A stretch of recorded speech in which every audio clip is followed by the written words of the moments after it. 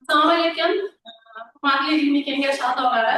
Andijon davlat tibbiyot instituti huzuridagi ilmiy darajalar beruvchi diyeta murojaati bo'lib 2025 2012 raqamli ilmiy kengash 21 nafar a'zolardan iborat etib tasdiqlangan. Bugungi majlisda kengash a'zolaridan 20 nafari, shu jumladan 14.00 profilaktik tibbiyot ixtisosligi bo'yicha 10 nafar fan doktorlari qatnashmoqda. Forum majlisni ochish uchun yetarli vakolatga ega. Ilmiy kengash majlisini ochish mumkin degan taklif bor. Ushbu taklifni ovozga qo'yaman, ovoz berishingizni so'rayman. Qarshilar, betaraflar yo'q. Bir ovozdan taklif qabul qilindi. Majlisni ochiq deb e'lon qilaman. Bugungi yig'ilishda Fanlar akademiyasi huzuridagi Oliy iqtisodiyot komissiya ekspertlar kengashi raisi, kimyo fanlari doktor, hurmatli ustozimiz professor Asqarov Ibrohim Rahmonovich hamda Oliy attestatsiyon komissiya ekspertlar kengashi a'zosi, tibbiyot fanlari doktori professor Mamasolih Nemajon Soliyevichlar qatnashmoqda. Bugungi majlis kun tartibi bilan tanishtirib o'tsam, Andijon davlat tibbiyot instituti huzuridagi ilmiy darajalar beruvchi DST 06-2025 12-02-02 raqamli ilmiy kengashning 26-yil 14-iyuldagi 16-son majlisining kun tartibi. Andijon davlat tibbiyot instituti mustaqil izlanuvchisi Nishona Nodiroxon Akramovnaning Farg'ona vodiysi sharoitida arterial gipotenziyani skrining tashxisoti, check-up va profilaktikasini optimallashtirishning innovatsion yechimlari mavzusida tibbiyot fanlari doktori DST ilmiy darajasini olish uchun 14.00 profilaktik tibbiyot ixtisosligi bo'yicha dissertatsiya ish himoyasi. Taklif etilgan kun tartibi bo'yicha savollar bormi? E'tirozlar bo'lmasa kun tartibini tasdiqlash tarafdorlarini ovoz berishini so'rayman. Qarshilar, betaraflar yo'q. Kun tartibi bir ovozdan tasdiqlandi.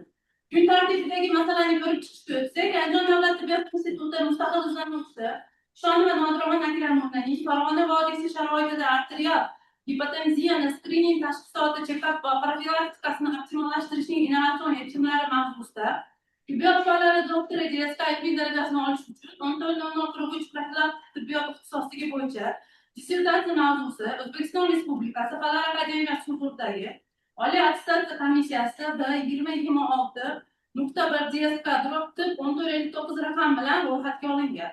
Dissertatsiya Andijon davlat tibbiyot institutida bajarilgan. Dissertatsiyaning to'liq matni Andijon davlat tibbiyot instituti qoshidagi ilmiy kengashning veb sahifasiga joylashtirilgan.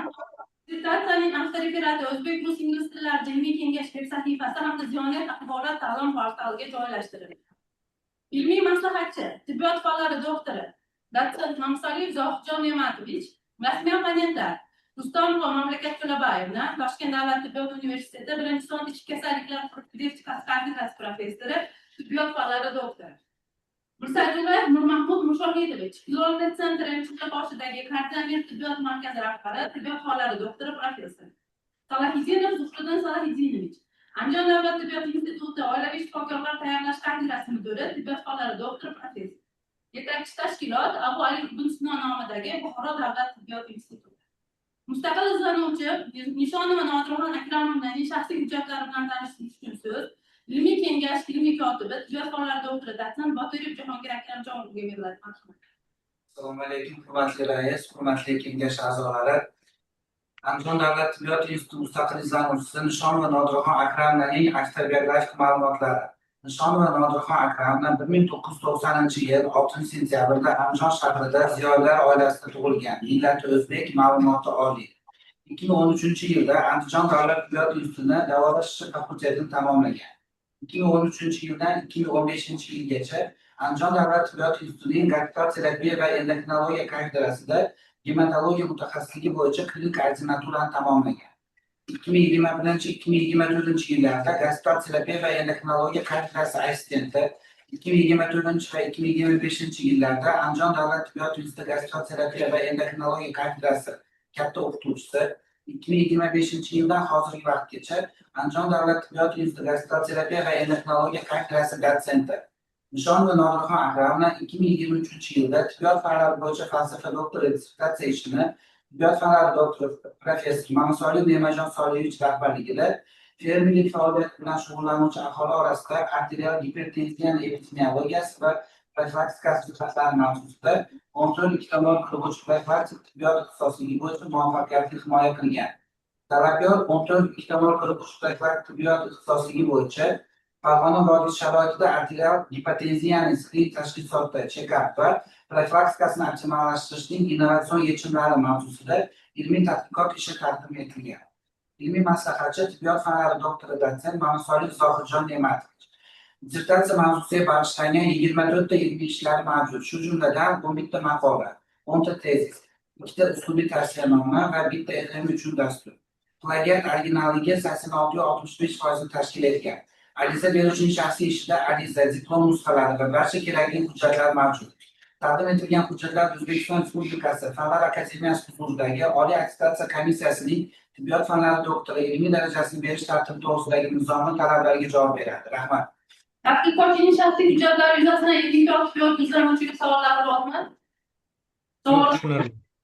Ma'lumot uchun qabul qilishga rozimisizlar? Rozimiz. Qarshilar betaraflar yo'q, bir ovozdan qabul qilindi. Dissertatsiya ishining asosiy mazmunini e'lon qilish uchun so'z izlanuvchiga beriladi. Shu o'rinda reglament belgilab olsak, izlanuvchiga doklad uchun 25 daqiqa bersa yetadi. Rahmat. Marhamat, Nodirxon so'z. Assalomu alaykum, hurmatli rais, hurmatli hay'at a'zolari. Bugungi dissertatsiya mavzuni tanishtirsam, Farg'ona vodiysi sharoitida arterial gipotenziyani skrining tashxisoti, check-up va profilaktikasini optimallashtirishning innovatsion yechimlarini mavzusidagi dissertatsiya ishini bayon etsam, Jahon sog'liqni saqlash tashkiloti va xalqaro ilmiy hamjamiyatlar tomonidan ta'kidlanishicha, zamonaviy tibbiyotda asosiy vazifa kasalliklarning kelib chiqish sabablarini aniqlashdan ko'ra ularni prenozologik diagnostikasi va profilaktikasini ta'minlashdan iborat. So'nggi yillarda jahon tibbiyotida arterial gipotenziya muammosi yanada ko'proq e'tiborni jalb etmoqda. Yirik xalqaro tadqiqotlar mazkur kasallikning klinik jihatlarini chuqur o'rganish, uning og'irlik darajasini prognozlash, mezonlarni takomillashtirish hamda davolash usullarini bosqichma-bosqich muvofiqlashtirish bo'yicha yutuqlarga erishgan. Muammoning dolzarbligi O'zbekiston sharoitida arterial gipotenziya bo'yicha yirik kompleks epidemiologik tadqiqotlar amalga oshirilmagan. Holbuki, oxirgi yillarda bu kasallikning turli mintaqalar va aholi guruhlarida uchrash chastotasi to 3 barobargacha oshib borgani qayd etilgan. Farg'ona vodiysi sharoitida arterial gipotenziyani skrining tashxisoti va profilaktikasini optimallashtirishning innovatsion texnologiyalarini ishlab chiqishdan iborat.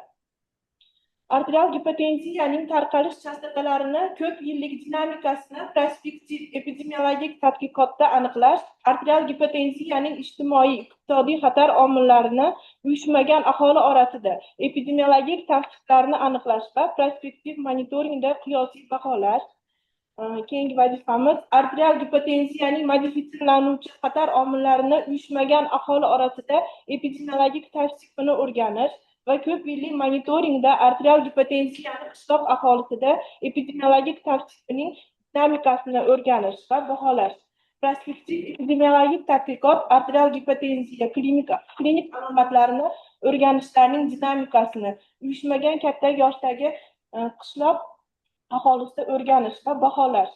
Uyushmagan katta yoshdagi aholi populyatsiyasida arterial gipotenziya borligi to'g'risidagi xabardorlik chastotasini aniqlash va dinamikada ko'p yillik o'zgarishlar jihatlarini baholash. Arterial gipotenziyaning farmakoepidemiologiyasini o'rganish va dinamik monitoringda baholash. Arterial gipotenziyada transnozologiya va transsindrom hamda ko'p sonli komorbidliklarni xususiyatlarini aniqlash. Dinamikada o'zgarishlarni baholash. Arterial gipotenziyani xavf omillariga bog'liq kelib chiqishining nisbiy xavfini aniqlash va ko'p yillik monitoringda o'zgarishlarni qiyoslab baholash. Arterial gipotenziyaning skrining tashxisoti va profilaktikasining optimallashtirilgan innovatsion modelini yaratish. Vodiy sharoitida kasallikning va uning xatar omillarini muntazam nazoratini ta'minlab beradigan prospektiv monitoring tizimini joriy qilish. Tadqiqotning maqsadi va vazifalari kelib chiqib, uning obyekt sifatida Farg'ona vodiysining 4 ta Shahrixon, Xo'jobod, Andijon va Paxtabod tumanlarining 18-74 yoshdagi erkak va ayollar populyatsiyasi tasodifiy tanlov orqali 9345 nafar populyatsiya olingan. Birinchi epidemiologik tadqiqot obyekti tavsifi 18-74 yoshli aholida guruh tashkil qilingan bo'lib, jami 99.829 nafar aholi olingan. Tadqiqot Shahrixon tumanida tashkil etilgan va o'tkazilgan. Umumiy aholining reprezentativ guruhi unga jalb qilingan. Ikkinchi epidemiologik tadqiqot guruhiga 18-74 yoshli jami 118.180 nafar aholidan 10% reprezentativ aholi tanlovi tashkil qilinib, tekshiruvga jalb qilingan. Tekshiruv Xo'jaobod tumanida tashkil qilingan va bajarilgan. Uchinchi epidemiologik guruhga 18-74 yoshli jami 161.800 nafar aholidan 10% reprezentativ aholi tanlovi tashkil etilgan va kompleks tekshiruvga jalb qilingan. Tadqiqot Andijon tumanida tashkil qilingan va bajarilgan. To'rtinchi epidemiologik tadqiqot obyekti 2024-2025 yillarda Paxtaobod tumanida tashkil qilingan bo'lib, 5 yillik birinchi epidemiologik o'zgarishlar dinamikasi arterial gipotoniyaga nisbatan o'rganilgan va baholangan. Jami 18-74 yoshli 2182 nafar aholi olingan, 1069 nafar erkaklar hamda 1113 nafar ayollarga nisbatan o'rganilgan. Paxtaobod tumanida o'tkazilgan prospektiv check-up monitoring natijalari arterial gipotenziyaning aholi orasidagi tarqalishini yoshga bog'liq holda aniqlashga imkon berdi. Umumiy 2182 nafar ishtirokchi orasida gipotenziya ilk bosqichida 11% dan 239 nafarni tashkil etgan bo'lsa, ikkinchi monitoring bosqichi ko'rsatkichida esa 9 nafari 5% gacha kamaygani kuzatilgan. Paxtaobod tumanida arterial gipotenziya aniqlangan aholi populyatsiyasida jins va yosh bo'yicha check-up monitoringi natijalari muhim dinamik o'zgarishlarni ko'rsatdi. Tadqiqotda 1069 nafar erkak va 1113 nafar ayol ishtirok etdi. Natijalarga ko'ra, umumiy yosh oralig'ida 18-74 yosh erkaklarda gipotenziya holatlari 9.8% dan 4.5% gacha, ayollarda esa 12% dan 5.5% ga pasaygani qayd etilgan. Tadqiqotda arterial gipotenziyani o'rganish maqsadida epidemiologik, biokimyoviy, instrumental, farmakoepidemiologik va statistik usullar qo'llanildi. Bu usullar orqali kasallikning xavf omillari, klinik ko'rsatkichlari va davolash samaradorligi har tomonlama tahlil qilindi. Prospektiv epidemiologik tadqiqot natijalari Paxtaobod tumani aholisi orasida 18-74 yoshli populyatsiyada arterial gipotoniya holatlarining dinamikasini aniq ko'rsatib berdi. Birinchi va ikkinchi skrining natijalariga ko'ra arterial gipotoniya tarqalishi 11% dan 5% gacha, ya'ni 6% gacha kamayganligi kuzatildi. Yosh guruhlari kesimida tahlil qilinganda 18-44 yoshlilarda arterial gipotoniya 3% ga, 45-59 yoshlilarda 2% ga va 60-74 yoshlilarda 0.7% ga kamaygani qayd etildi. Bu ayniqsa yosh va o'rta yoshli aholida profilaktik choralar samarali bo'lganini ko'rsatadi. Andijon viloyati sharoitida 1989-2020 yillarda arterial gipotoniyani yoshga bog'liq holda tarqalishi va 31 yillik dinamikasi o'rganilganda, so'nggi 31 yil ichida Andijon viloyati aholisining yosh tarkibida sezilarli o'zgarishlar kuzatilgan. 18-29 va 30-44 yoshlilar guruhining ulushi keskin oshgan. Bu aholining yosh va ishga layoqatli qatlamining ko'payganligini ko'rsatadi. 45-59 yoshlilar guruhi bo'yicha katta o'zgarishlar kuzatilmagan. Bu demografik barqarorlikni anglatadi. Ma'lumotlarga ko'ra 1989 va 2020 yillar kesimida arterial gipotoniyaga ta'sir etuvchi asosiy xavf omillarining barchasi ma'lum darajada ortib borish tendensiyasi ko'rsatdi. Ayniqsa ortiqcha jismoniy zo'riqish omili statistik jihatdan ahamiyatli oshgan. Bu holat ish faoliyati va hayot tarzini zo'riqishganligi bilan izohlanadi. Shu bilan birga chekish va alkogol iste'moli va uyqusizlik kabi omillar ham yillar davomida ko'paygan bo'lsa-da, ularning o'sishi statistik ahamiyat darajasiga ega bo'lmagan. Arterial gipotenziya bilan aholi populyatsiyasida check-up monitoring natijalariga ko'ra zararli odatlar, chekish, alkogol, gipodinamiya va metabolik buzilishlar, giperxolesteriniya, giperglikemiya, gipertrigliseridemiya chastotalarini pasayish tendensiyasini kuzatildi. Bu profilaktik choralar samaradorligini ko'rsatganini namoyon qiladi. Check-up monitoringi natijalariga ko'ra, arterial gipotenziya bilan aholi populyatsiyasida anemiya 52.3%ni 73.4% ga, va yurak yetishmovchiligi 6,3% 13,8%ga holatlari sezilarli ortib, statistik ahamiyatli farq bilan qayd etildi. Arterial gipotenziya bilan erkak populyatsiyada check-up monitoringi natijalari tahlili shuni ko'rsatadiki, zararli odatlar, gipodinamiya, metabolik buzilishlar bo'yicha umumiy holda pasayish tendensiyasi kuzatildi. Bu profilaktik choralar samaradorligini ko'rsatib berdi. Arterial gipotenziya aniqlangan ayollar populyatsiyasida check-up monitoringi tahlili natijalarida shunga dalolat beradiki, zararli odatlar, chekish, alkogol iste'moli ayollarda amalda yo'q darajagacha kamaygan. Bu profilaktik va ijtimoiy sog'lomlashtirish tadbirining ijobiy samarasini ko'rsatib berdi. Monitoring natijalarida ko'ra ayollar guruhida arterial gipotenziya rivojlanishiga ta'sir etuvchi asosiy omillar gormonal, irsiy va morfotik o'zgarishlar bilan birga faol hayot tarzi va psixoemotsional holat bilan chambarchas bog'liq ekanligi aniqlandi. Quyidagi slayddan ko'rinib turibdiki, yurak yetishmovchiligi, yurak usti bezi va onkologik hamda endokrin kasalliklar komorbidligi o'sish tendensiyasi bo'lib, arterial gipotenziyaning ko'p omilli xususiyatlarini tasdiqlaydi. Eng ahamiyatlisi kamqonlik komorbidligi ayollarda sezilarli darajada oshgan. Bu holat arterial gipotoniya patogenezida gemodinamik izdan chiqish va metabolik muvozanatning buzilishi bilan bog'liq ekanini ko'rsatdi. Quyidagilardan ko'rinib turibdiki, yurak yetishmovchiligi holatlari 1989-yilda 2,1%dan 2020-yilda esa 6,9%gacha ortdi. Umumiy tarqalish chastotasi 9% tashkil etdi. Vegetativ disfunksiya 3,6%dan 11,2%gacha ko'payib, populyatsiya darajasida 14,8 ga yetdi. Shu bilan birga yurak usti bezlari yetishmovchiligi 2,7%dan 6,3%gacha o'sib, umumiy populyatsiyada 9,10% tarqalish bilan qayd etilgan. Komorbid va farmakologik xavf omillarining tahlili shundan dalolat beradiki, 31 yillik davr mobaynida infeksion 1%dan 2,4%gacha, onkologik 0,7 va 2%gacha, endokrin 1,8 dan 3,7%gacha kasalliklar chastotasi ortib borgan. Eng keskin o'sish kamqonlik, anemiya bo'lib kuzatilgan. Tarqalishi 6% dan 31,5%gacha oshgan. Bu gemodinamik va metabolik kompensatsiya mexanizmlarining izdan chiqishi bilan izohlanadi. Arterial gipotenziyaning primorbid profilaktikasini baholashda zararli odatlar, chekish va alkogol iste'moli ta'siri asosiy xavf omillaridan biri sifatida namoyon bo'lib, epidemiologik tahlillarga ko'ra aholi orasida chekish tarqalishi 1,5%dan 5,3%gacha ortib, umumiy holda 6,9% chastotida aniqlangan.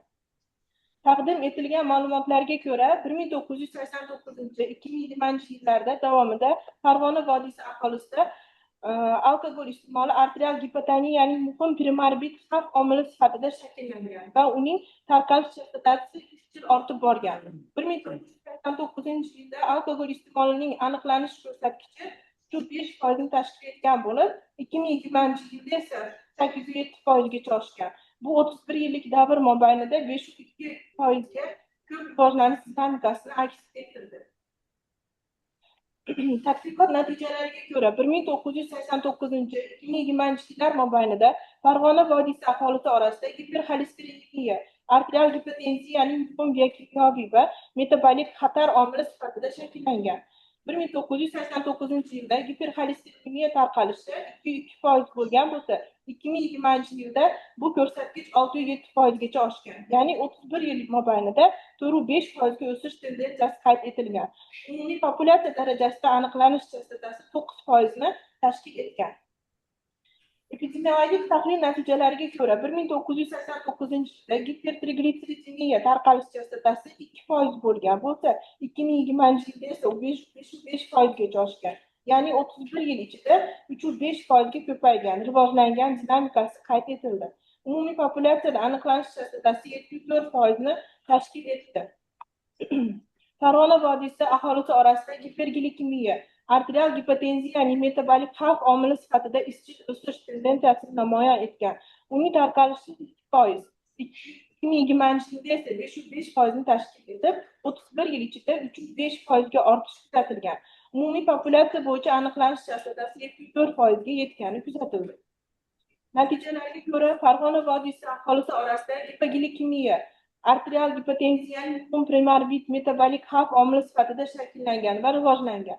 1989 yilda gipoglikemiya aniqlanish chastotasi 3-4% tashkil etgan bo'lsa, 2020 yilda bu ko'rsatkich 7-8%gacha oshgan. Ya'ni 31 yil ichida 4-4% ga ortish tendensiyasi qayd etilgan. Umumiy populyatsiya darajasida aniqlanish chastotasi 11-2% ni tashkil qilgan.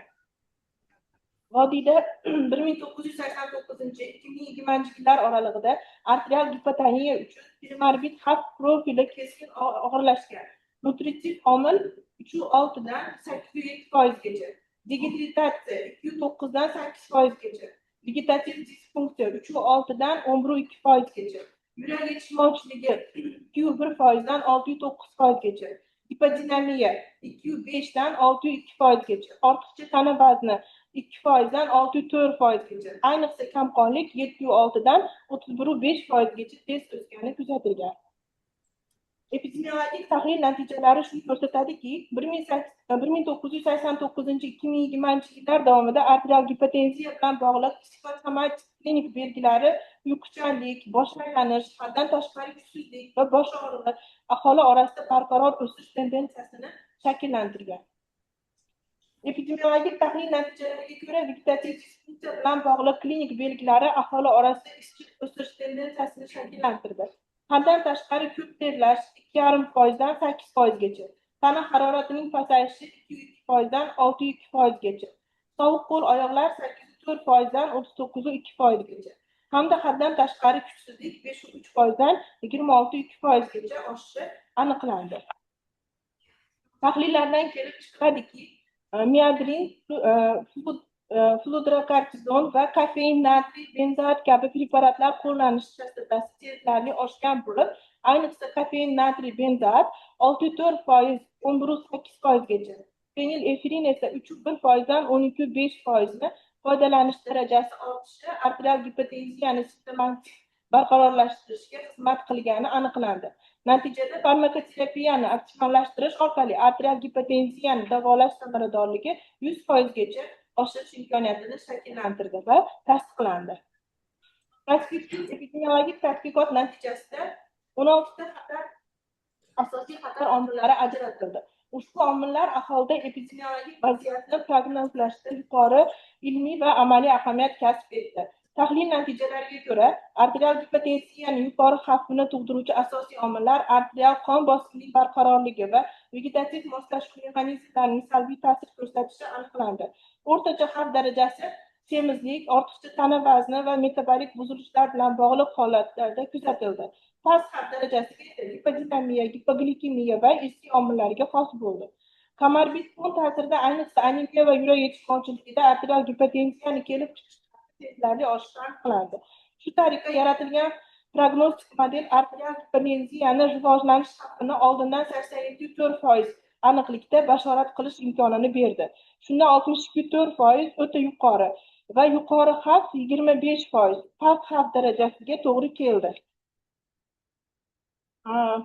Bu slaydda arterial gipotenziyani aniqlash va profilaktika qilish algoritmi ko'rsatilgan.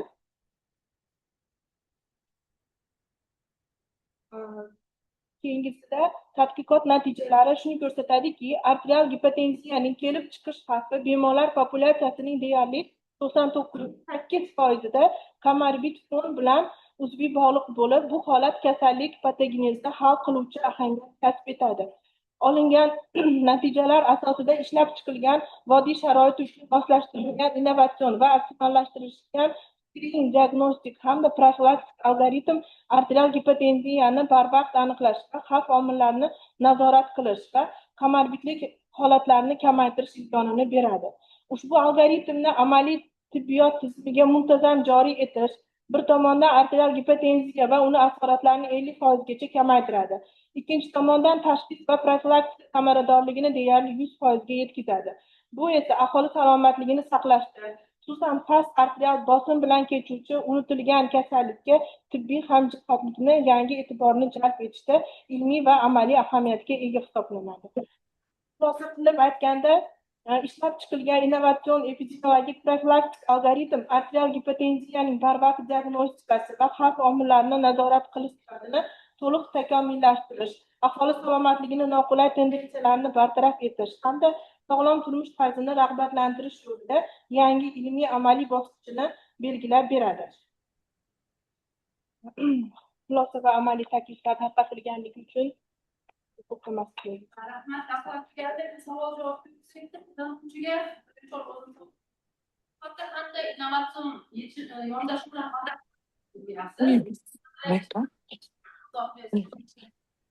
Polisiya ishlagan ekana.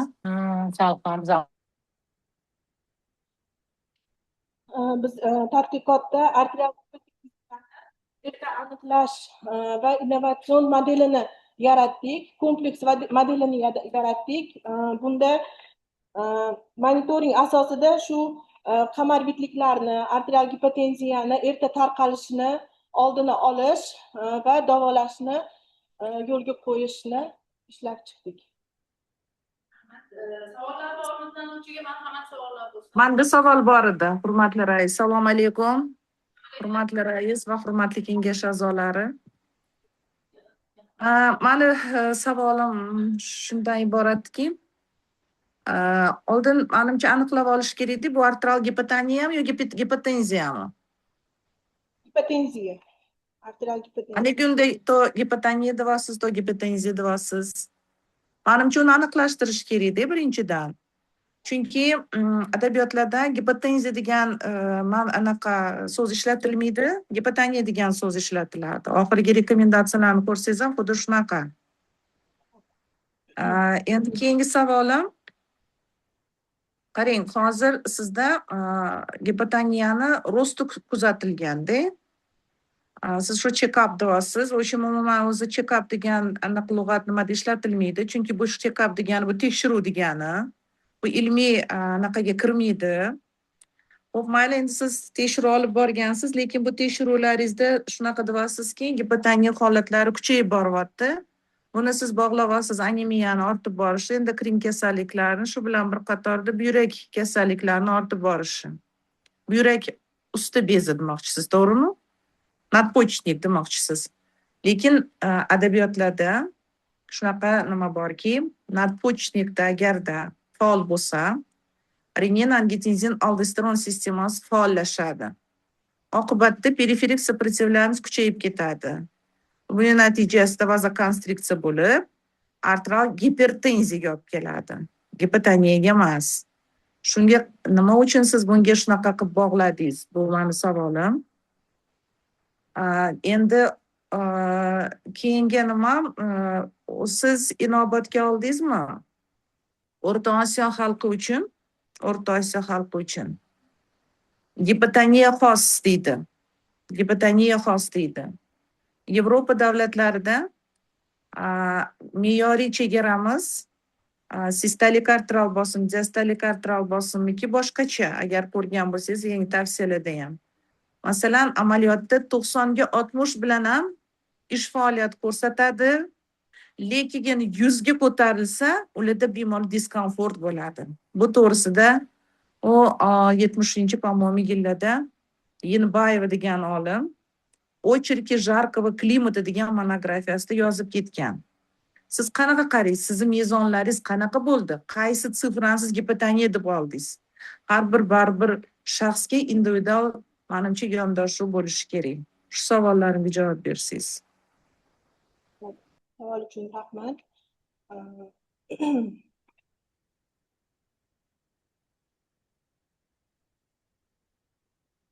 Biz o'rganib chiqqanimizda shu buyrak yetishmovchiligi bilan, anemiya bilan, kamqonlik bilan bo'lgan bemor qo'shimcha xatar omillari bor kasalliklarda kuzatganimizda shu so'rovnomamiz orqali qon bosimlarini o'lchaganimizda kamqonliklar, arterial gipotoniyasi, shu gipertenziya deb o'tdim, gipotoniyasi bor bemorlar ham uchradi. Ularni biz solishtirib foizlarda ko'rib chiqdik.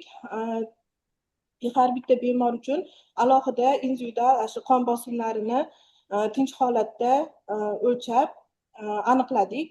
Bunda biz shu Yo'q, buyrak yetishmovchiligi to'g'risida hujjat bo'lganmi? Michelina, kreatinin deydi, skorost клубочка filtratsiya deydi. Masalan, dekompensatsiya holiga tushganda ham bunaqa pastga tushib ketmaydi. Agarda yurak yetishmovchiligi qo'shilgan bo'lsa, sistolik tip disfunksiya ketsa, shundagina gipotoniya holati deydi. Buni ham siz birlamchi gipotoniya deb aytishga haqqingiz yo'q-da. Tushunasizmi? Shu to'g'risida savol berdim. Yana bitta esimdan chiqib qolibdi. Berishim kerak buni ham. Qarang, siz Andijon viloyati deb gapiryapsiz, slaydlaringizda Andijon viloyati, keyin yana Paxtabod tumani deyapsiz, yana Farg'ona vodiysiga deyapsiz. Menimcha определиться qilish kerak. To'g'ri, vodiy deyilgan, endi Farg'onadir, lekin bu siz himoyaga olib chiqayotgan bir anaqadek xulosa. Masalan, Andijon viloyatining Paxtabod tumani misolida o'rganilgan, to'g'rimi? To vodiy deyapsiz, Farg'ona vodiysi, to Andijon viloyat desangiz hamma rayonga bu taalluqli bo'lishi mumkin-ku. Andijon viloyatini, to'g'rimi? Shuning uchun aksent menimcha shu Paxtabod tumani deyapsiz. Paxtabod tumanidagi sifralarni ko'rsatdingiz. Shunga qaratishingiz kerak edi. Ma'lum. Keyingisiga o'tdik. ikkita nima olib borganmiz hali Farg'ona vodiysida, Xo'jobod, Shahrixon tumanlarida o'rganib chiqqanmiz. Andijonda Paxtabod tumanida o'rganib chiqqanmiz. Bu alohida haligi 5 yil oldingi ishni yana qayta ko'rganligimiz haqida aytib o'tgandim. Paxtabod tumanini aytganimda. Qaysi me'yoriy chegara bo'ldi gipotoniya deb diagnoz qo'yishingizga? Me'yoriy chegarasi shu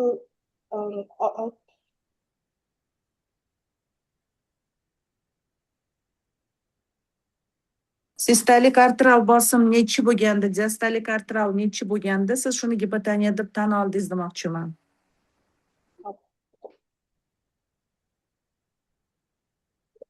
90ga 60dan 60ga 50, 60ga 50ga 40 bo'lgungacha bo'lgan paytlarni oldik. Qayta 3 marta o'lchagandan keyin tinch holatda turganda o'lchab oldik.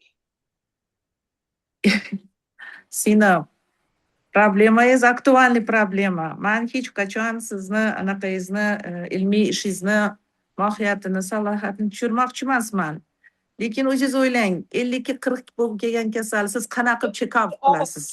Og'ir eng og'ir. Endi og'ir holatlari bu осложнение hisoblanadi, gipotoniya emas. Siz birlamchi deyapsiz gipotoniya. So'zingizda skrinda birlamchi gipotoniya deb ketilyapti. Ko'ryapsizmi? Birlamchi deyapsiz. Demak, bu kasalliklarning asoratini gipotoniya deb tan olishingiz, qabul qilishingiz bu noto'g'ri. Это есть уже осложнение. Здесь имеет место систолическая дисфункция, уже идет недостаточность, сердечная недостаточность, либо желудочковая недостаточность. Tushundingiz? Обсужденияda ishtirok etaman. Uzrmi haligi savol umumiy hali klassifikatsiyasi bo'yicha deb ozgina noto'g'ri tushunibman. Men обсужденияda ishtirok etaman, xo'p. Rahmat. Yana savollar bormi? Mumkinmi? Abduqahhor Fozilov, marhamat. Assalomu alaykum, hurmatli kengash a'zolari.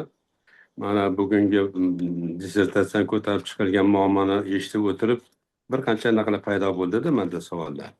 Birinchi savolim shu, tadqiqotni nima sababdan bu Farg'ona vodiysini Shahrixon, Xo'jaobod, Andijon, Paxtabod degan anaqalarda tumanlarda olib borish sababi? Nega shu sabab tumanlardan? Bunga bir qandaydir ma'lum bir anaqalar bormi? Nega shu olishi sabab bo'ldi? Ikkinchisi, mana hozir farmakoepidemiologiyani gapirdingiz, dorilarning berilishini. Shuni bergan paytda o'ziga yarasha ma'lum bir xatar omillari bo'ldimi? Mana hozir ham Gavhar rahbarlar gapirib o'tdilar. Bu sabablar ancha-muncha kasalliklarning orqasidan bo'ladi-da. Mana dori bergan paytda o'ziga yarasha bularni salbiy qandaydir o'ziga yarasha naqalar bo'ldimi? Shu masalasida yoritib bersangiz. Rahmat. Yana savollar bor, keyin ularni qilamiz yana. Rahmat. Biz tadqiqot ishimizni Farg'ona vodiysida olib bordik. Shu Shahrixon, Xo'jobod, Andijon hamda Paxtabod tumanlarida olib bordik. Ilgari bu tadqiqot ilmiy ishimiz ilgari bunaqa bu tumanlarda ilgari bunday katta epidemiologik tadqiqot ishlari olib borilmaganligi, aholi skrining joyi bilan aloqa qilishi qulay bo'lgan, transport orqali bog'lanish qulay bo'lganligi, aholi zid joylashganligi, oldin bunaqa chuqur skrining tekshiruvlari o'tkazilmaganligini inobatga olib, biz shu tumanlarda tekshiruv olib bordik. Farmaka nazoratini aytib 18 bunda biz shu uyushmaga 18-74 yoshli uyushmagan aholida tekshiruv olib bordik. Farmaka nazoratini aytadigan bo'lsak, bunda ko'pincha haligi aholi bilan nima qilganimizda, o'rganib chiqqanimizda dorilarni miqdorini noto'g'ri tanlash, guruhini noto'g'ri tanlash, betartib qabul qilish, shunda shu qon bosimini tushib ketishiga sabab bo'lganlarini o'rganib chiqdik.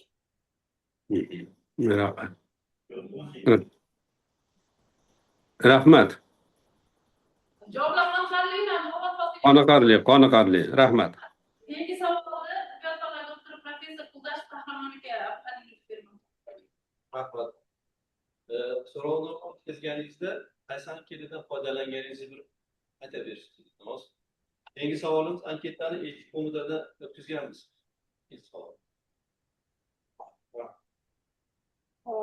Rahmat.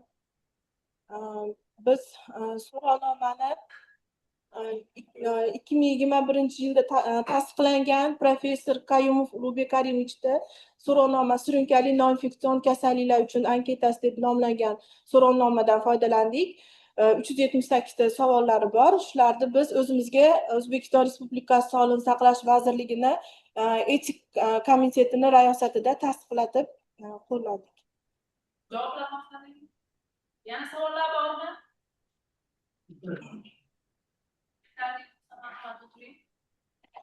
Dissertatsiya ishi bo'yicha yetakchi tashkilotning xulosasi, avtorlarga kelib chiqqan xulosani e'lon qilib, ilmiy xodim Bokir Javohirov Shomil Nodiraxon Akramovaning dissertatsiya ishi olib borilgan tashkilotning xulosasi, yetakchi tashkilot xulosasi va dissertatsiya avtorlarga kelib tushgan tanqidlarni tanishtirib o'tsam. Birinchi apellyatsiya Andijon davlat tibbiyot instituti, prefekt tibbiyot va xalq tabobat innovatsion guruhi muammolar hayotida 2025-yil 15-noyabrda 10-sonli yig'ilishida bo'lib o'tgan.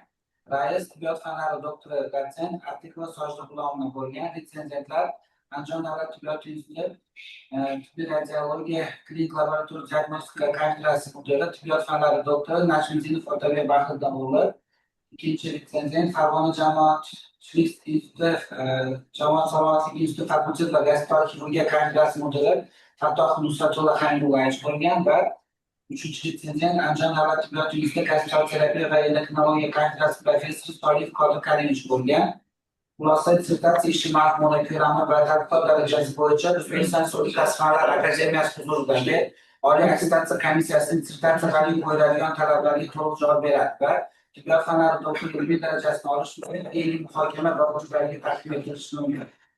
İkinci muhokama 2011 maydagi 11-sonli yig'ilishda bo'lib o'tgan. Rais kimyo fanlari doktori professor Qirg'izov Shahobiddin Mirzalayevich bo'lgan. Retsenzentlar Zohidova Mashhura Ziyomatovna, Qoraqalpog'iston tibbiyot instituti oilaviy tibbiyot va ichki kasalliklar kafedrasi professori, tibbiyot fanlari doktori professor. Keyingi retsenzent Hakimova Zulqumor Karimova, tibbiyot xodimlar kasbiy malakasini rivojlantirish markazi kafedrasi dotsenti, tibbiyot fanlari doktori. Uchinchi retsenzent Jo'rayeva Mohgul Azimjanova, Andijon davlat tibbiyot instituti oilaviy shifokorlar tayyorlash kafedrasi professori, tibbiyot fanlari doktori professor.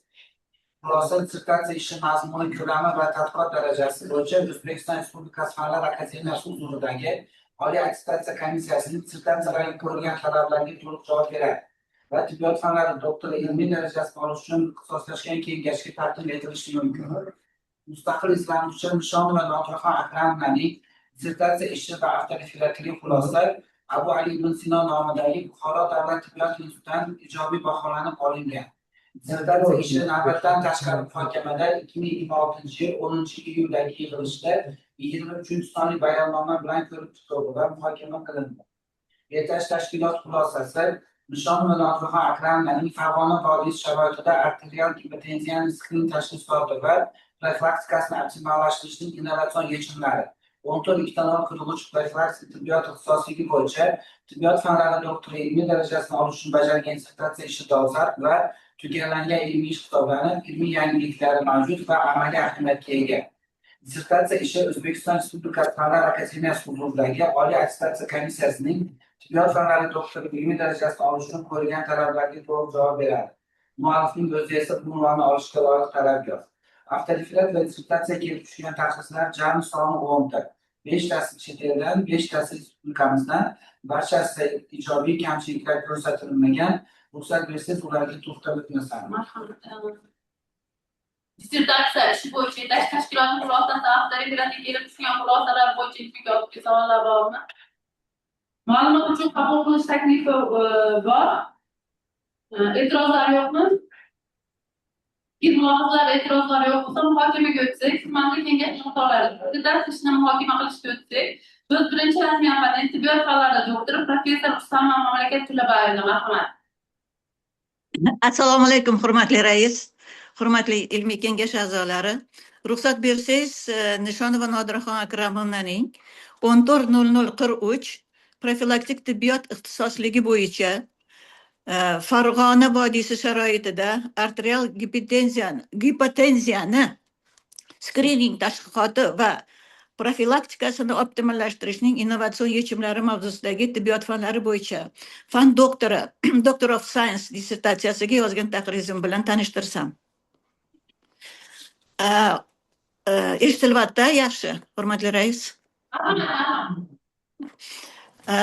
Mana hozir berilgan savollar kardiologlarimizni shu gipertenziya bo'yicha ish qilgan olimlarimizni bergan ahamiyati bo'yicha aytishim mumkin, bu muammo juda ham dolzarb. To'g'ri, birinchi qilingan katta ishga nisbatan savollar ko'p bo'ladi. Chunki arterial gipotenziya muammosi butun dunyoda, ayniqsa bizning respublikamizda aytishim mumkin, bizning regionda katta muammolardan bittasi hisoblanadi.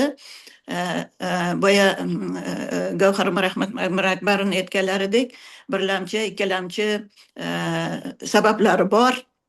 Bularni xavf omillarini shu holatni keltirib chiqaradigan, ya'ni kasallik deb ham qaralgan bu holatga ko'p demak holatlarda xavf omillarini o'z vaqtida aniqlash, ularni chuqur tahlil qilib, regional xususiyatlarini, chunki har bitta kasallikning o'zini regional xususiyatlari bor, regional ahamiyatga ega bo'lgan xavf omillari bor. Bularni o'rganish, men o'ylaymanki, juda katta ilmiy hamda amaliy ahamiyatga ega. Ayniqsa ilmiy amaliy ahamiyatga keladigan bo'lsak, bu dissertatsiya ishini arterial gipertenziyani, aynan arterial gipotenziyani epidemiologik xususiyatlarini, xavf omillari va profilaktik monitoring samaradorligini vodiy sharoitida kompleks o'rganishga qaratilganligi deb hisoblayman. Bu juda katta ish qilingan. Endi birinchi katta ishlardan bittasi respublikamizda deb hisoblayman. Shuning uchun ham ilmiy ham amaliy juda katta ahamiyatga ega. Dissertatsiya ishi an'anaviy yondashuvda yozilgan va kirish adabiyotlar sharhi, tadqiqot materiallari va usullari, muallifning shaxsiy tadqiqot natijalari, bayon qilingan boblar, xulosa, amaliy tavsiyalar va foydalanilgan adabiyotlar ro'yxatidan iborat. Olingan ma'lumotlar tadqiqot ishining maqsad va vazifalariga mos rasmiylashtirilgan hamda 14.00.43 profilaktik tibbiyot ixtisoslik doirasida bajarilgan deb hisoblayman. Kirish qismida tadqiqot mavzusining dolzarbligi, ishonchli epidemiologik ma'lumotlar va zamonaviy ilmiy qarashlar asosida asoslangan. Muallif tomonidan tadqiqot maqsadi, vazifalari, obyekti va predmeti aniq belgilab berilgan. Ilmiy yangilik va amaliy ahamiyatning bayoni mantiqan to'g'ri shakllantirilgan bo'lib, tadqiqotning profilaktik tibbiyot uchun ahamiyati ochib berilgan deb hisoblayman. dissertatsiyaning arterial gipotenziyani skrining tashxisoti va profilaktikasini optimallashtirishning innovatsion yechimlarini hozirgi holati va o'sha boshlangan ushbu kasallikni istiqbolli rivojlantirish yo'llari degan adabiyotlar sharhi bobida arterial gipotenziyaning zamonaviy epidemiologik, klinik va patogenetik jihatlariga bag'ishlangan bu bob va keng qamrovli tahliliy adabiyotlar sharhini o'z ichiga olgan. Muallif mahalliy va xorijiy adabiyotlarni chuqur tahlil qilgan holda muammoning yechimini kutayotgan jihatlarini ko'rsatib bergan. Ayniqsa so'nggi yillarda chop etilgan xalqaro tadqiqotlar natijalarining tahlil qilinganligi ishning nazariy asoslarini mustahkamlaydi deb hisoblayman. Adabiyotlar sharhi chuqur tahliliy yondashuv yuqori darajadagi ilmiy va uslubiy mukammallik bilan ajralib turadi.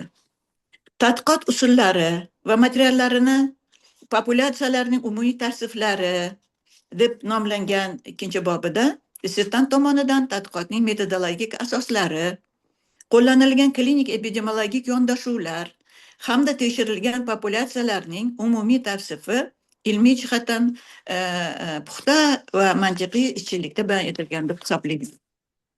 Muallif tadqiqotning klinik bazasi, kuzatuv obyektlari va qo'llanilgan instrumental diagnostik usullar haqida to'liq va asoslangan ma'lumot keltirgan. Bobda epidemiologik, klinik, farmaka epidemiologik va statistik yondashuvlarning o'zaro integratsiyalangan holda qo'llanganligi tadqiqot dizaynining ilmiy asoslanganligini ko'rsatadi. Tadqiqot materiallari yetarli deb hisoblayman. Tadqiqot muhim jihatlaridan bittasi uni ko'p bosqichli va kombinatsiyalangan dizayn hisoblanadi.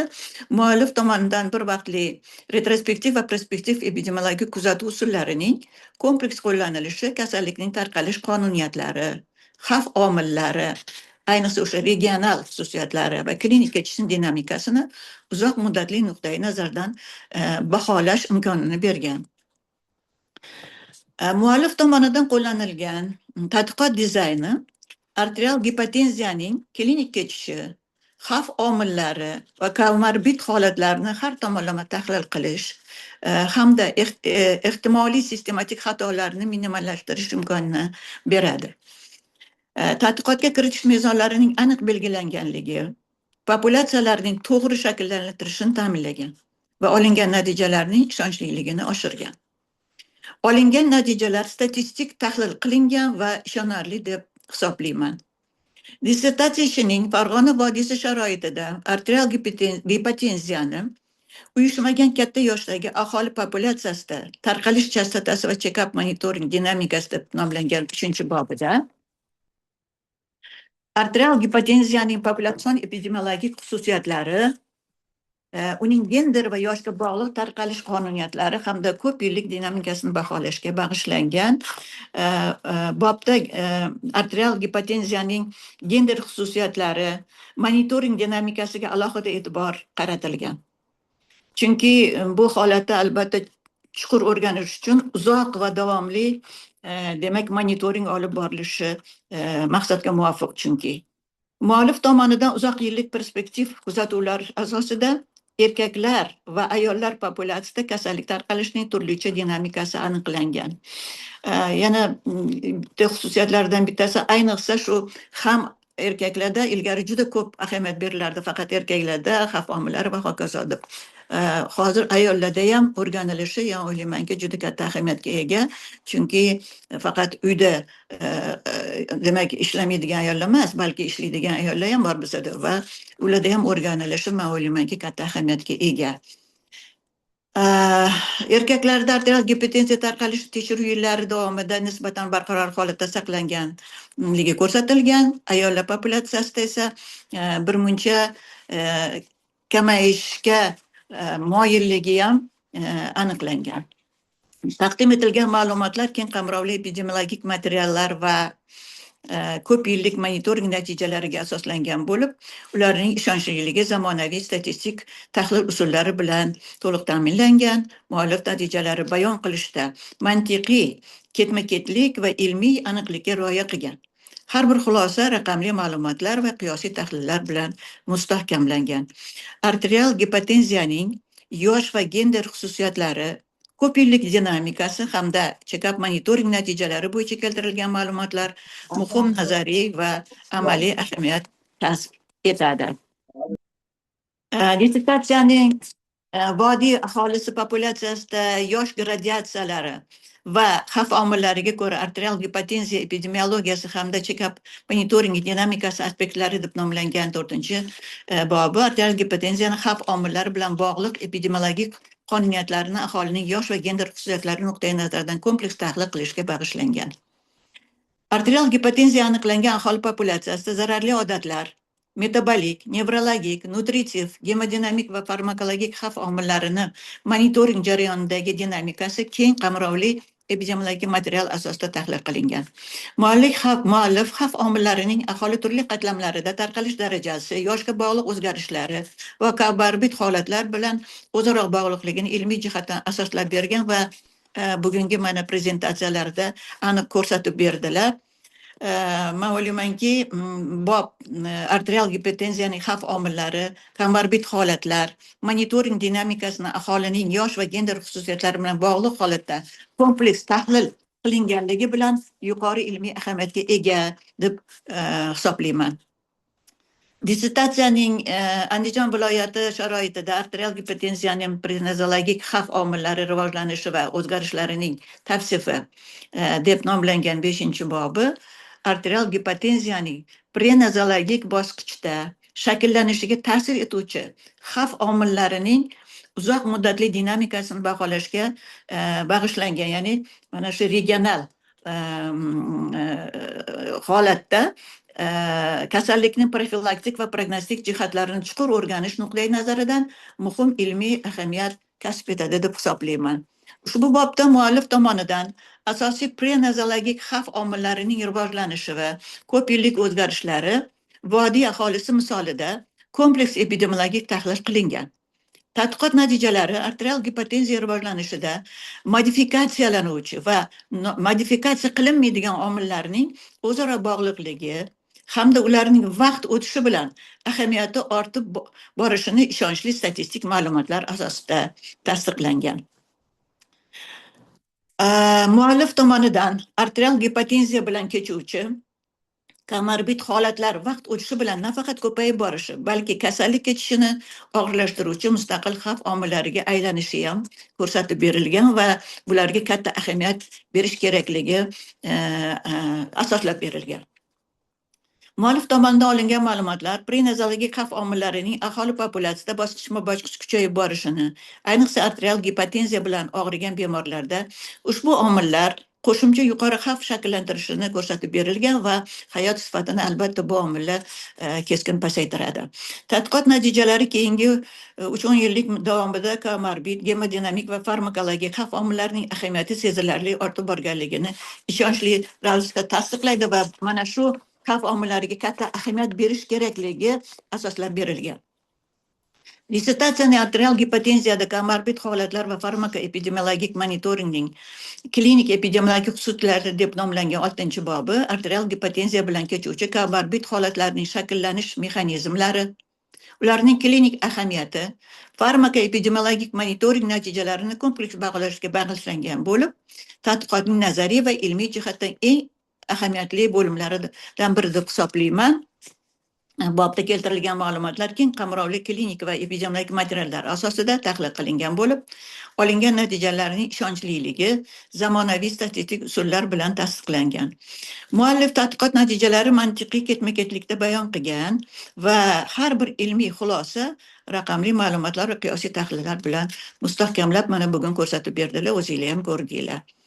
Dissertatsiyaning Andijon viloyati sharoitida arterial gipotenziyaning umumiy klinik belgilari, tarqalishining xususiyatlari va ko'p yillik o'zgarishlari prospektiv epidemiologik tadqiqotlar ma'lumotlari bo'yicha deb nomlangan 7-bobida arterial gipotenziyaning klinik kechishi, gipotenziyaning turli simptoma komplekslar bilan namoyon bo'lish xususiyatlari hamda aholi populyatsiyasidagi ko'p yillik dinamikasini kompleks baholab ko'rsatib berilgan buni mana o'zlari hozir prezentatsiyada ham ko'rsatib berdilar.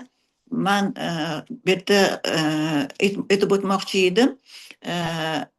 Bobda arterial gipertenziyaning umumiy klinik belgilari psixosomatik va vegetativ buzilishlar, kardial va nevrologik simptomlar, shuningdek noan'anaviy klinik ko'rinishlarning aholi turli yosh guruhlarida tarqalishi monitoring asosida tahlil qilinib, qaysi jihatlariga ahamiyat berish kerakligi ko'rsatib berilgan. Yana shu ilmiy ishi bitta muhim jihatlardan biri men hisoblayman arterial gipotenziyaning noan'anaviy klinik belgilariga katta ahamiyat berilganligi va ularni o'sha amaliyotda shunga ahamiyat berish kerakligi asoslab berilganligi.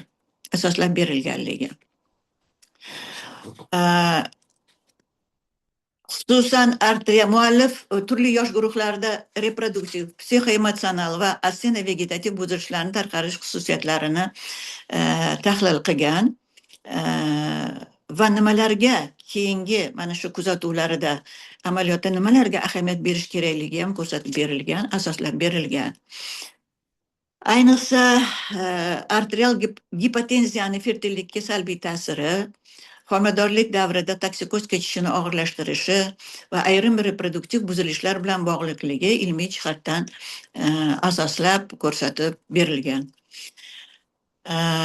Dissertatsiyaning arterial gipotenziyani skrining tashxisoti, farmaka nazorati va profilaktikasini vodiy sharoitida innovatsion modeli deb nomlangan 8-bobi tadqiqotning konseptual va amaliy jihatdan eng muhim qismlaridan biri deb hisoblayman.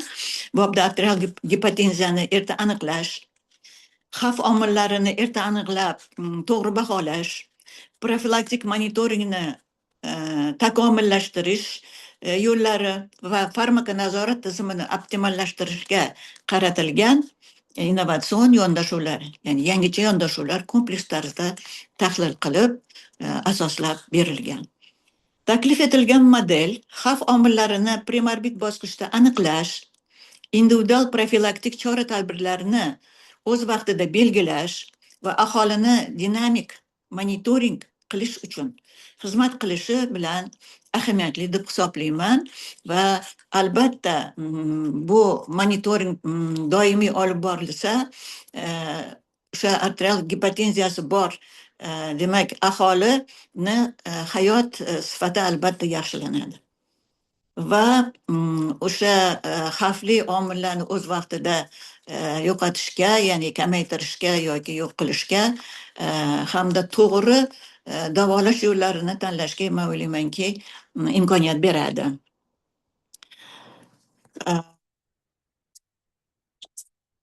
Endi dissertatsiyaning xotima qismida tadqiqot jarayonida olingan asosiy ilmiy natijalar, qo'yilgan maqsad va vazifalarning yechimi hamda amaliyot uchun ishlab chiqilgan tavsiyalar mantiqiy ishchillik va ilmiy aniqlik asosida bayon qilingan. Muallif tomonidan shakllantirilgan xulosalar tadqiqot konsepsiyasi bilan uzviy bog'liq bo'lib, olingan natijalarning nazariy jihatdan asoslanganligi va amaliy sog'liqni saqlash tizimi uchun ahamiyati to'liq aks etib ko'rsatib berilgan va asoslangan katta material asosida. Dissertatsiya ishining mavzusi dolzarbligi, ilmiy yangiligining yuqori darajasi, metodologik jihatdan puxta tashkil etilganligi hamda muhim amaliy ahamiyati bilan ajralib turishini aytib o'tishim kerak. Tadqiqotda zamonaviy klinik epidemiologik, farmaka epidemiologik va statistik tahlil usullarining kompleks qo'llanilishi olingan natijalarning yuqori darajada ishonchliligi, reprezentativligi desam ham bo'ladi va obyektivligini ta'minlab bergan. Xulosa qilib aytganda, menda savollarim yo'q. Hurmatli rais, ruxsat bersangiz, xulosani o'qib eshittirsam, tanbehlarim va savollarim yo'q. Eshitilyaptimi?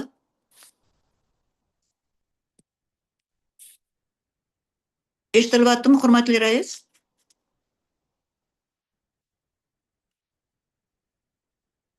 Juda javob eshitmadim. Eshitilyapti. Rahmat domla. Ruxsat bersangiz xulosam bilan tanishtirsam, Nishonova Nodiraxon Akramovnaning 14:00 profilaktik tibbiyot ixtisosligi bo'yicha tibbiyot fanlari doktori, Doctor of Science ilmiy darajasini olish uchun taqdim etilgan. Farg'ona vodiysi sharoitida arterial gipotenziyani skrining tashxisi va check-up monitoringi va profilaktikasini optimallashtirishning innovatsion yechimlari mavzusidagi dissertatsiya ishi muallif tomonidan yuqori ilmiy darajada olib borilgan va tugallangan tadqiqot ishi deb hisoblayman. Ilmiy ish sog'liqni saqlashning dolzarb muammosiga bag'ishlangan bo'lib, muhim ilmiy hamda amaliy ahamiyatga ega. Arterial gipotenziya xavf omillarining muntazam nazoratini ta'minlab beradigan perspektiv monitoring tizimi joriy qilinganligi, xavf omillarini erta tashxislash va prognozlash hamda profilaktik usullarini optimallashtirish asosida xastalikni va asoratlarini o'z vaqtida aniqlash va samarador davolashga imkon beradi deb hisoblayman. Dissertatsiya ishi 14:00 profilaktik tibbiyot ixtisosligi bo'yicha tibbiyot fanlari Doctor of Science ilmiy darajasini berish tartibi to'g'risidagi Oliy attestatsiya komissiyasining nizomi talablariga to'liq javob beradi. Muallif esa ushbu darajani olishga loyiq talabgor deb hisoblayman. Rahmat e'tiboringiz uchun. Rahmat sizga ham. Birinchi rasmiy opponent taqdirlari yuzasidan javob berish uchun so'z dissertantga mahsus.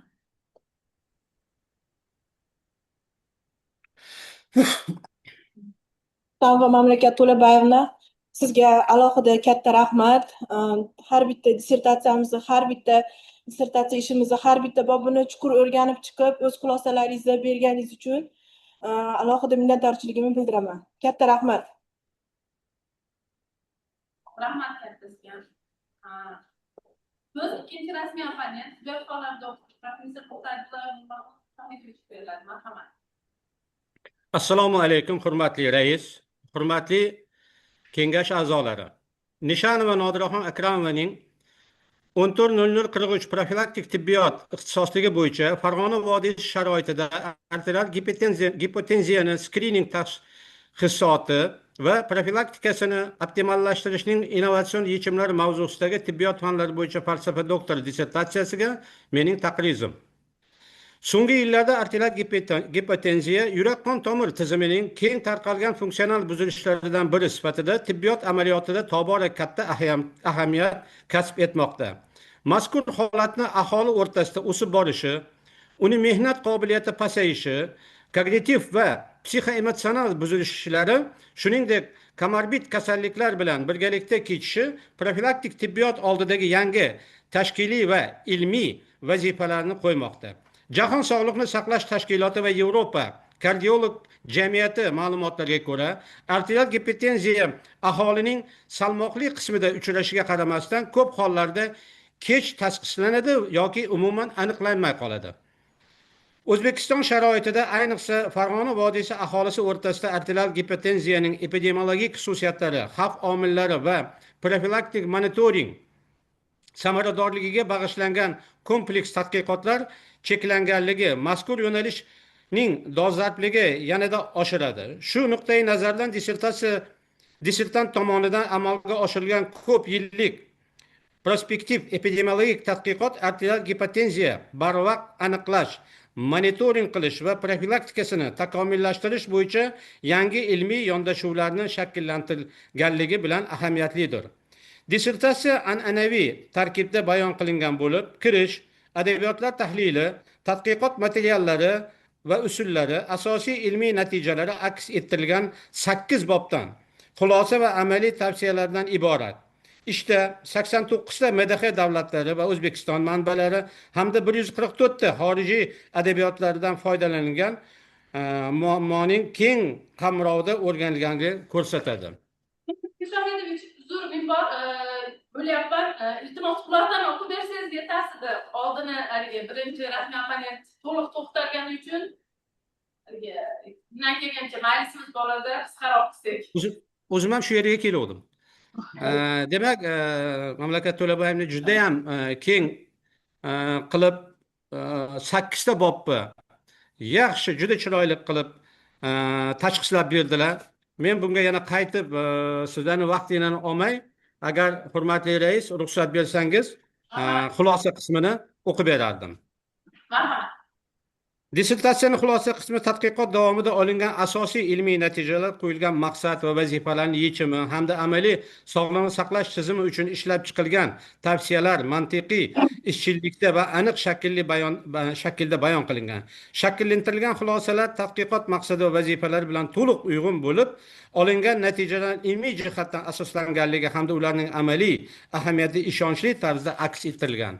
Xulosa qismi Nishonova Nodiraxon Akramovnaning 14.00.43 profilaktik tibbiyot ixtisosligi bo'yicha Farg'ona vodiysi sharoitida arterial gipotenziyani skrining tashxisoti va profilaktikasini optimallashtirishning innovatsion yechimlari mavzusidagi dissertatsiyasi dolzarbligi, yuqori darajadagi ilmiy yangiligi, nazariy va metodologik jihatdan puxta asoslanganligi hamda muhim amaliy ahamiyatga ega ekanligi bilan ajralib turadi.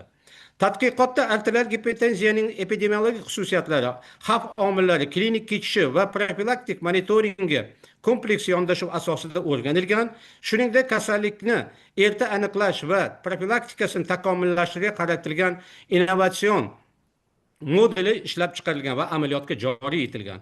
Olingan natijalarning ishonchliligi zamonaviy klinik, epidemiologik va statistik tahliliy usuli bilan tasdiqlangan bo'lib, ish profilaktik tibbiyot sohasini rivojlantirish hamda aholi salomatligini muhofaza qilish muhim ilmiy ahamiyat kasb etadi. Dissertatsiya ishi mazmuni, ilmiy saviya va olgan natijalari ahamiyati bo'yicha O'zbekiston Respublikasi Oliy attestatsiya komissiyasi tomonidan tibbiyot fanlari bo'yicha fan doktor lisan ilmiy darajasini olish uchun quyidagi talablarga to'liq javob beradi. Muallif 14.00.43 profilaktik tibbiyot ixtisosligi bo'yicha tibbiyot fanlari doktori lisan ilmiy darajasini olishga munosib deb hisoblayman va bir vaqtning o'zida men shu olimni oilasidan bir olima chiqqani bilan va Andijon tibbiyot instituti ilmiy salohiyatiga bir olima qo'shilgani bilan chin dildan tabriklayman va uni ustozi, eng katta ustozimiz, ya'ni profilaktik tibbiyoti Mamasoliev Ne'matjon Soliyevichga avvalo minnatdorchilik bildirgan holatda Zohidjon Ne'matovich mana shunday ilmiy ishni yakunlab va uning shogirdi mana shunday chiroyli himoya qilgani bilan ularni ham tabriklayman. Rahmat e'tiboringiz uchun. Rahmat sizga. Ikkinchi rasmiy panel haqida keltirilgan takliflar, jamshidlar yuzasidan javob berish uchun so'zni beraman.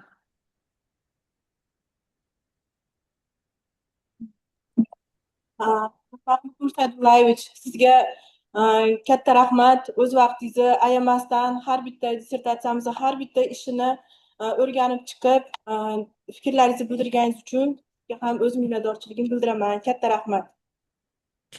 Kelgusi ilmiy ishlaringizga rivoj tilayman. Salomat bo'ling. Rahmat. Ikkinchi rasmiy panel tibbiyot fanlari doktori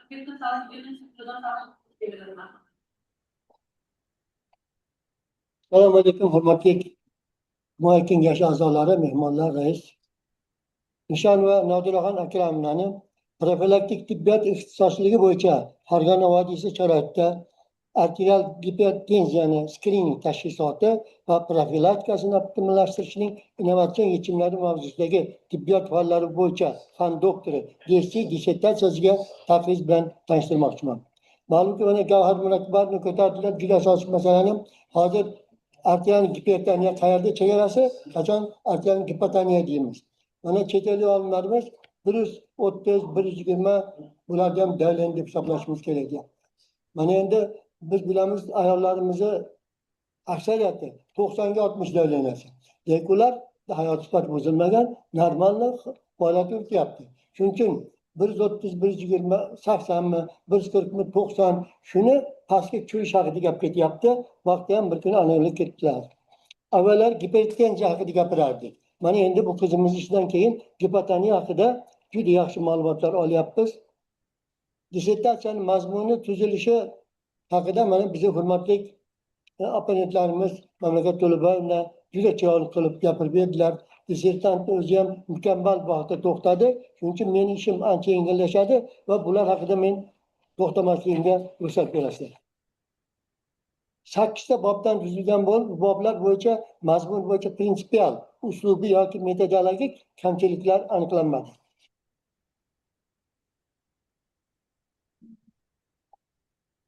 olingan natijalar majmuasi arterial gipotenziyani erta skrining tashxis qilish, xavf omillarni baholash, profilaktik monitoring va farmakonazorat tizimini takomillashtirishga qaratilgan innovatsion yondashuvni ishlab chiqish va amaliyotga joriy etish bo'yicha qo'yilgan ilmiy amaliy maqsadga to'liq erishganligini isbotlaydi.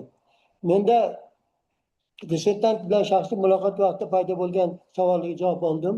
O'zim takliflarni ham berib, bu takliflar bo'yicha men javoblarni olganman. Shuning uchun bu haqda gapirmaslikka ruxsat berasizlar. Shunday qilib, xulosa qismiga o'tsam, Nishon va Nodiraxon Akramovaning profilaktik tibbiyot ixtisosligi bo'yicha tibbiyot fanlari doktor DSC ilmiy darajasini olish uchun taqdim etilgan Farg'ona vodiysi sharoitida arterial gipotenziyani skrining tashxisoti va profilaktikasini optimallashtirishning innovatsion yechimlari mavzusidagi dissertatsiya ishi muallifi tomonidan yuqori ilmiy darajada olib borilgan, tugallangan tadqiqot hisoblanadi. Dissertatsiya ishini nazariy hamda amaliy ahamiyati juda ham katta hisoblanadi. Dissertatsiya ishi profilaktik tibbiyot ixtisosligi bo'yicha tibbiyot fanlari doktori ilmiy darajasini berish uchun qo'yilgan oliy komissiyasi nizomi tomonidan qo'yilgan talablarga to'liq javob beradi hisoblayman. Muallifning o'zi bo'lsa, bu ushbu darajani olishga loyiq. Men shaxsan muallifni bilaman, o'zi tirishqoq, harakatchan, yaxshi pedagog. Mana bugundan yaxshi ilmiy pedagogik kadr bo'lib yetishdi deb hisoblayman. Rahmat.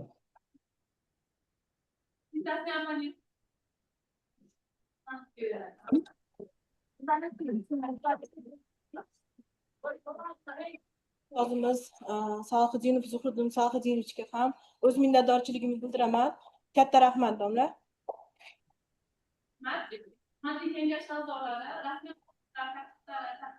Javoblarni eshitdik. Endi muhokamaga o'tsak, kimda dissertatsiya davomining aktivliklari ma'ruza yuzasidan Maylimi, men so'z bersangiz menga. Hurmatli kengash raisi, kengash a'zolari, meditsinada, umuman tibbiyot olamida menimcha dolzarb masala bo'lmagan biror problema bo'lmasa kerak. Chunki har bir nima deydi, o'rganilayotgan klinik holatlar dolzarb hisoblanadi. Gipotoniyani men bir qator savollar berdim. Bu savollar bejizga bo'lmadi-da, chunki 2008-yildan to 12-yilgacha Rossiya birgalikda nima deydi, Xitoy davlatlari bilan o'rtasida gipotoniya holatlarini uchrashi va ularni korreksiyasiga bag'ishlangan bir ikkita grant ishlari bor edi. Shu grantda ham yozib ketgan ko'rsatilgan joyi bor ediki, shu Xitoy xalqi uchun ham xos gipotoniya holatlari ekan. Endi bundoq o'ylab fikr qilsak, mana shu agarda Yenbayevani hali men aytganimdek yozgan monografiyalarning asosida biza ham aytishimiz mumkinki, haqiqatda O'zbekiston uchun ham gipotoniya xos. Lekin bu gipotoniyani olib keladigan asoratlari, ularni profilaktikasi, ya'ni buni genderning xususiyati, nima desam, bemorlarning yoshiga nisbatan tahlil qilinishi bu katta muammo, chunki o'rganilmagan bu ish hisoblanadi. Men avtoreferatni o'qib chiqdim. To'g'risini aytsam, hozir nima deydi, ichiga kirdim bu yerda. Faqatgina skrining, ya'ni birlamchi gipotoniya emas, bu yerda ikkilamchi gipotoniya haqida ham gap ketayotgan ekan. Endi to'g'ri izlanuvchimiz balki hayajonlangandirlar, buni izohlab bera olmadilar, lekin negizida ko'rib o'tilsa, menimcha bu ilmiy maslahatchining ham katta rollari bor. Ikkilamchi gipotoniyaga urg'u berilyapti. Ya'ni kasallikni asosiy mana sanab o'tdilar-yu, provotsiruющий faktori, haligi endokrin kasalliklari, gematologik kasalliklarni kuchayib borishi. Shuning uchun bu yerda ikkita endi dokladda ikkita grant qilib berilsa, undan ham yaxshi bo'lardi. Ya'ni birlamchi hamda ikkilamchi gipotoniya. Ikkilamchi gipotoniyada bu davolash направляется на основное заболевание, a birlamchida bu, конечно, gemodinamik ko'rsatkichlarni baholash kerak deb. Shu nuqtai nazardan men bu nima deydi, muammoni dolzarb deb baholayman. To'g'ri, hayajon bo'ldi. Hayajon bo'lgani uchun ham menimcha ozgina savollarda anaqa o'ylanish holatlari bo'ldi. Lekin bu dissertatsiyani mavqeini, dissertatsiyani amaliyotdagi ahamiyatini hech ham pasaytirmaydi degan umiddaman. Shuning uchun ham men ha deb ovoz beraman. Rasmiy opponentlarni fikrlariga va xulosalariga qo'shilaman. Sog' salomat bo'linglar. Rahmat sizga. Yana fikr mulohazalar bo'lsa, so'zga chiquvchilar bo'lsa marhamat.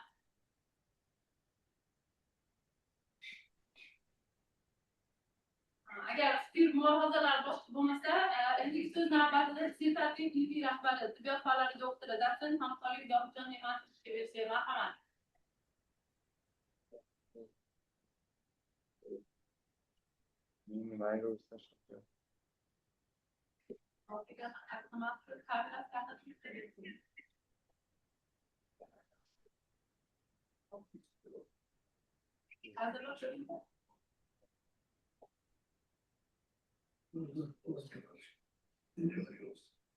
Mikrofonni. Yo'qmi Rashida? Bergan Eshilmayapti.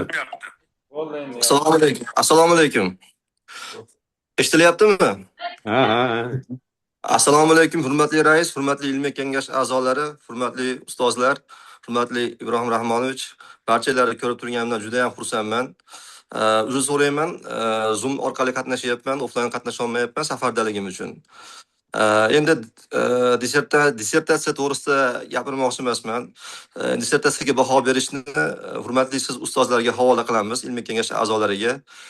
Dissertantga to'g'risida men ijobiy xulosamni berganman, tavsifnomamni. Agar mumkin bo'lsa, shuni ma'lumot sifatida qabul qilsanglar. Barchalarga o'z minnatdorchiligimni bildiraman. Hurmatli mana opponentlarga, norasmiy retsenzentlarga ijobiy fikrlari uchun o'z minnatdorchiligimni bildiraman. Hammanglarga rahmat. Sog' salomat bo'linglar. rahmat. Hurmatli kengash a'zolari, dissertatsiya bo'yicha rasmiy opponent va kengash a'zolari chiqishlarini tingladik. Endi yashirin ovoz berish uchun berishni o'tkazishni hisob komissiyasi va raisini saylashimiz kerak. Takliflar bo'lyapti. Hisob komissiyasi raisi etib tibbiyot fanlari doktori Quldash Qahramon Abduhaliyevichni va a'zolari etib esa tibbiyot fanlari doktori Hakimov Nasrullo Sobirich hamda tibbiyot fanlari doktori Mamarasulova Dilfuzakijanova bilan tayinlandi. E'tirozlar yo'qmi? Mazkur taklif tarafdorlarini ovoz berishini so'rayman. Qarshilar, betaraflar yo'q. Bir ovozdan tasdiqlandi. Kengash a'zolarini yashirin va onlayn ovoz berishlarini so'raymiz. Va yashirin onlayn ovoz berish uchun tanaffus e'lon qilamiz. Qisqagina.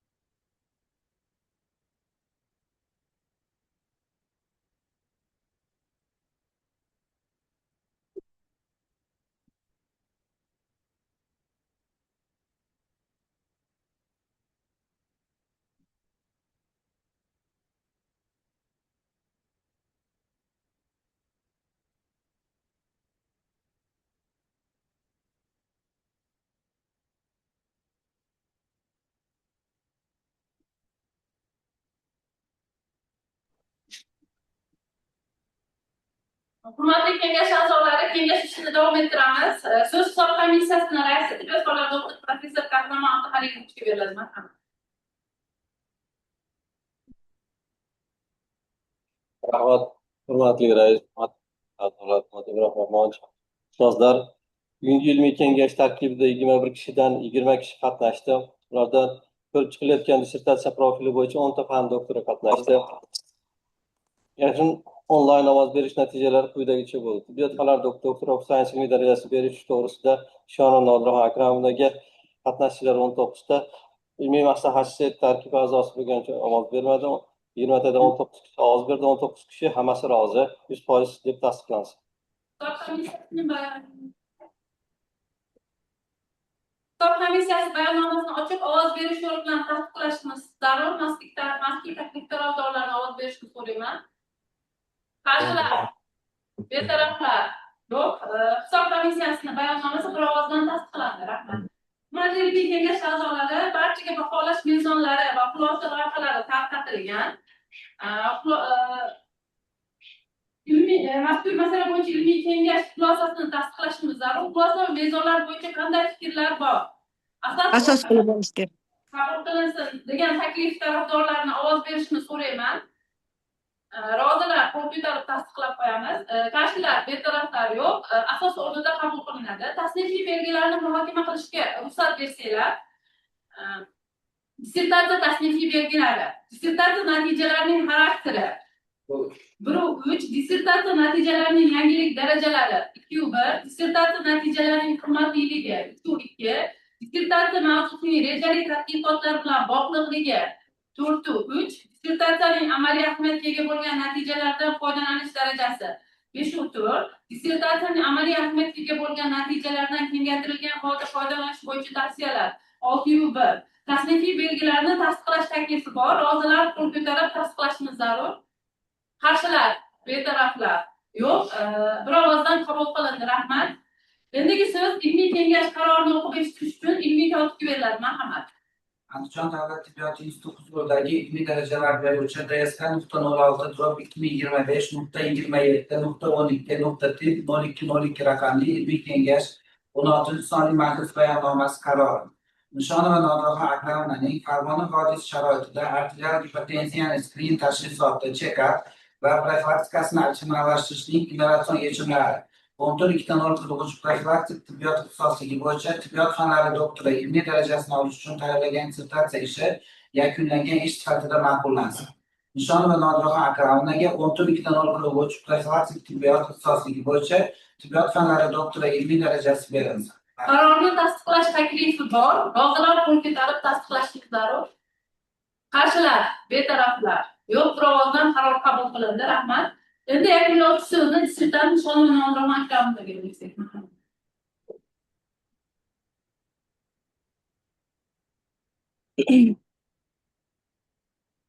Avvalambor men bugungi kunga yetib kelib, shu himoyaga yetib kelishimga sharoit yaratib bergan institutimiz direktori Madazimov Madamiy Mo'minovichga, institutimiz administratoriga, shu ilmiy kengash raisi Iroda Yusupovnaga, ilmiy kotibga hamda menga shu ilmiy ishimizda o'zini maslahatlarini aylamagan ilmiy maslahatchim Mamasoliyev Zohidjon Ne'matovichga, hamisha bizni qo'llab-quvvatlab kelgan ustozimiz Mamasoliyev Ne'matjon Soliyevichga, Askarov Ibrohim Rahmonovichga o'z minnatdorchiligimni bildiraman.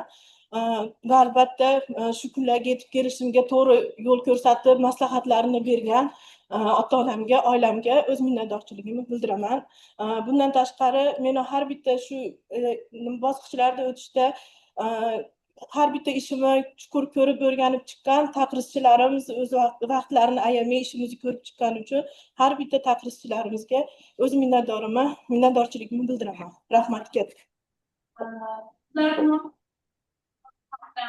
Ilmiy maslahatchisi tibbiyot fanlari doktori Dastin Mamasoliyev Zohidjon Ne'matovichni muvaffaqiyatli himoya bilan muborak hisoblayman. Kengashimizni esa ajoyib himoya bilan tabriklayman. Kun tartibiga mazkur yig'ilishni o'tkazish bo'yicha savollar bormi? Yo'q. Savollar bo'lmasa sizlarga bugun ishtirokingiz uchun minnatdorchilik bildiraman. Barchangizga sihat salomatlik tilayman. Ilmiy kengash yig'ilishini yopiq deb e'lon qilinadi. Rahmat. Salomat bo'linglar.